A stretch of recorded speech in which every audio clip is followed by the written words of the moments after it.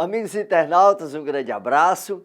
Dando continuidade ao nosso estudo de ecologia geral, trabalharemos agora a aula relacionada às relações ecológicas. Bom, quando na relação ecológica nós temos indivíduos que são beneficiados ou que nenhum sai prejudicado, esta relação ela é harmônica, ela é positiva, ela é favorável. E ao contrário, dizemos que a relação ecológica ela é desarmônica, ela é negativa ou ela é desfavorável. Neste caso das relações ecológicas, elas homotípicas, intraespecíficas harmônicas, quando permanentes, poderemos citar as colônias e as sociedades.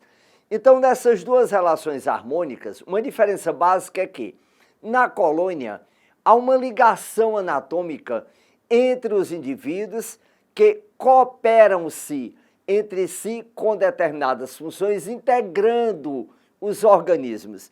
E na sociedade, os indivíduos são independentes no sentido de não apresentarem uma ligação anatômica, porque neste caso, os indivíduos têm funções diferentes, mas bem integradas, procurando sempre uma produtividade maior, uma proteção maior. E neste caso da relação harmônica transitória, temos o gregarismo.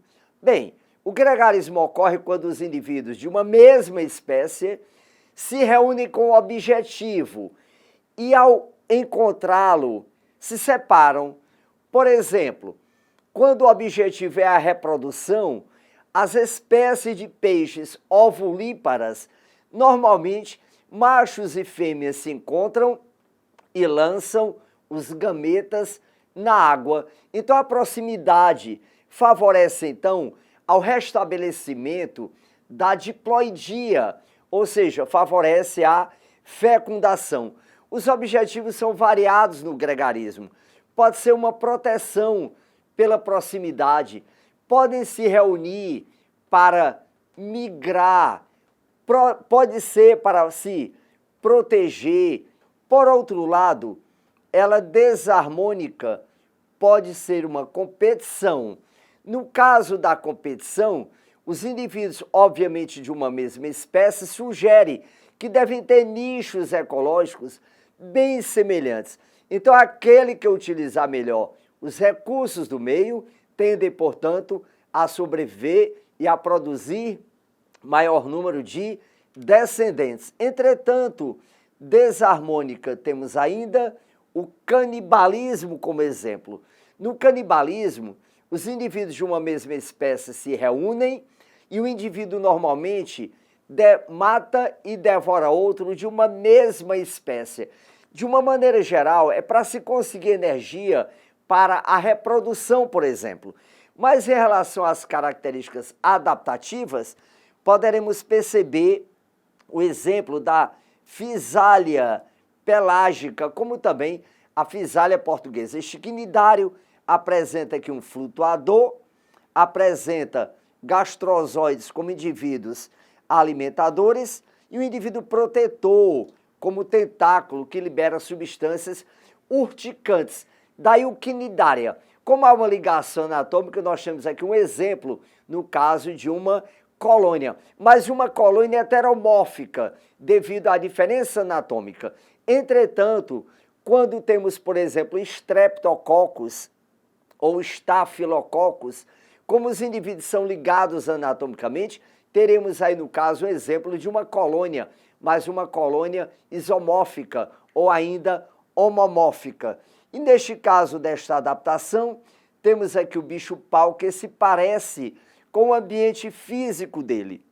Então estamos aí diante de uma camuflagem, como também o indivíduo pode se parecer com o ambiente e apresentar coloração de advertência, o que indica ao seu predador que ele pode apresentar algum tipo de defesa. E neste caso, temos aqui a presença de Ophiris apífera, é uma orquídea que mimetiza a forma de uma abelha. Então nós temos aí um exemplo de um mimetismo, em que o indivíduo se parece com outro ser vivo. E nas relações heterotípicas interespecíficas, harmônicas, temos o exemplo do mutualismo e da protocooperação. Bem, no mutualismo, os indivíduos se interagem, entretanto, a coexistência deve ser obrigatória para, por exemplo, um dos integrantes.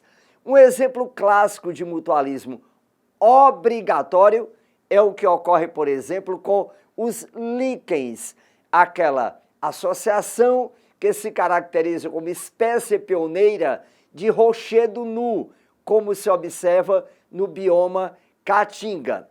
Bom, neste ambiente inóspito ou desfavorável para a maioria dos seres vivos, a alga que constitui o líquen pode fornecer matéria orgânica para o fungo heterótrofo e este umidade para a alga não ressecar.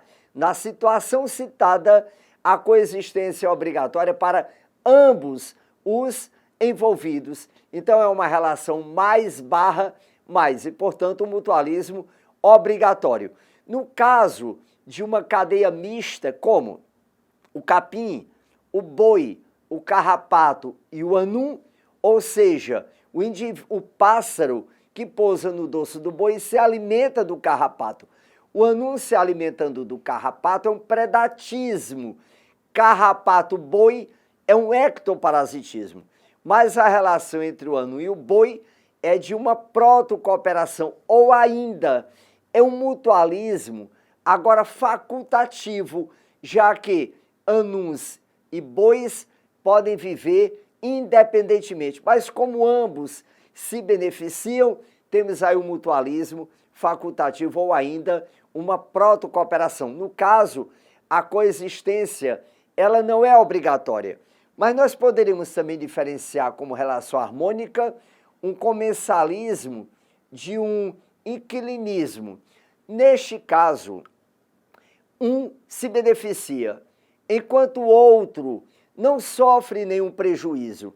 No comensalismo clássico, tubarão que se utiliza da presa é predatismo, mas os restos de alimento que serve para Ecnes remora, temos aí no caso um comensalismo, uma relação mais barra zero. E no caso do inquilinismo, também uma relação mais barra zero. É uma relação harmônica. Agora, no inquilinismo, o objetivo não é o alimento, é o espaço para a sobrevivência.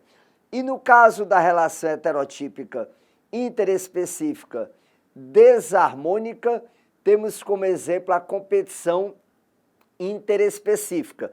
Neste caso, embora de espécies diferentes, os indivíduos podem apresentar nichos ecológicos semelhantes e pela disputa pelo espaço, pelo alimento, por oxigênio, por uma seleção natural, uma dada espécie normalmente é favorecida.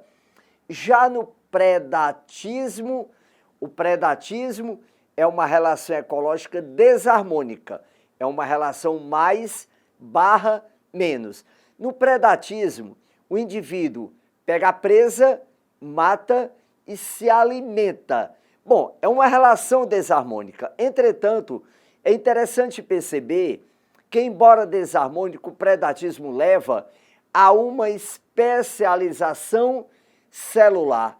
Ou seja, no caso do predatismo, de uma maneira geral, a presa ela vai sendo eliminada. E esta presa, normalmente, pode ser um indivíduo que possa, por exemplo, apresentar alguma anormalidade anatômica, alguma doença, e aí sucessivamente. Então, trata-se de uma especialização para a população. E no caso de outra relação desarmônica, como o parasitismo, o indivíduo se beneficia em detrimento do outro. Bom, existe um indivíduo que, por exemplo, é um holoparasito. Ele vive toda a sua vida dependendo de um hospedeiro.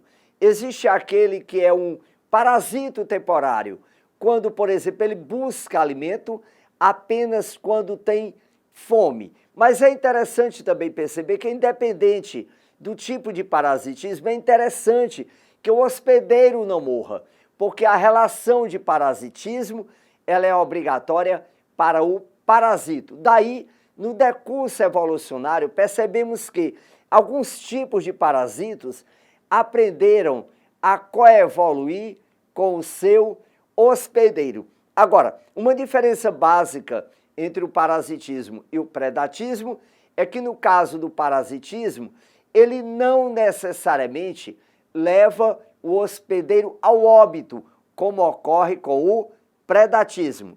Bem, e no esclavagismo é quando o indivíduo, por exemplo, sobrepõe outro para que possa produzir alimento que seja de seu interesse. É como, por exemplo, a formiga que leva a folha para o formigueiro e deixa o pulgão preso.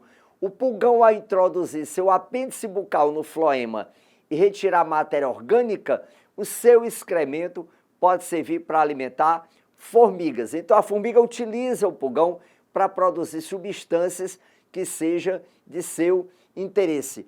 Já no amensalismo é quando uma determinada espécie elimina substâncias que podem impedir o desenvolvimento de outras espécies, que é o que ocorre, por exemplo, com a maré vermelha. E no caso temos aqui o exemplo de uma protocooperação, no caso temos aqui o exemplo de um comensalismo, um fierasfe que abriga este indivíduo já é um inclinismo. E temos aqui agora a presença de uma curva de crescimento real do Paramecium caudatum. Essa espécie de protozoário, ela está aqui em equilíbrio. Entretanto, perceba que a curva de crescimento real do Paramecium aurelia é muito semelhante à do caudatum. Esses dois protozoários são de espécies diferentes, embora tenham uma certa semelhança, um certo parentesco, já que apresentam o mesmo gênero. O que difere em ambos é justamente o epíteto. Isolados, estão em equilíbrio. Agora, juntos em um mesmo meio de cultura, o que se percebe é que o Paramecium aurelia mantém sua estabilidade em detrimento do Paramecium caudatum. Então, este gráfico inferior, ele sugere uma competição interespecífica, o que me indica que o Paramecium aurelia, ele consegue utilizar melhor os recursos do meio quando comparado com o Paramecium caudatum. É interessante também você perceber que no capítulo de relações ecológicas, você conhecendo o nicho ecológico completo de uma dada espécie, você pode efetuar em termos de apresentar princípios de sustentabilidade, um controle biológico, o que pode, em alguns casos, substituir o pesticida ou praguicida. Ou seja, no controle biológico, você pode utilizar um predador de uma dada praga, como você pode utilizar também o parasito de uma dada praga. Então, você não utilizando do agrotóxico, você vai eliminar a presença de uma dada espécie apenas resistente àquele praguicida. Então, o controle biológico ele é menos inofensivo quando se trata de preservação ambiental. E um grande abraço!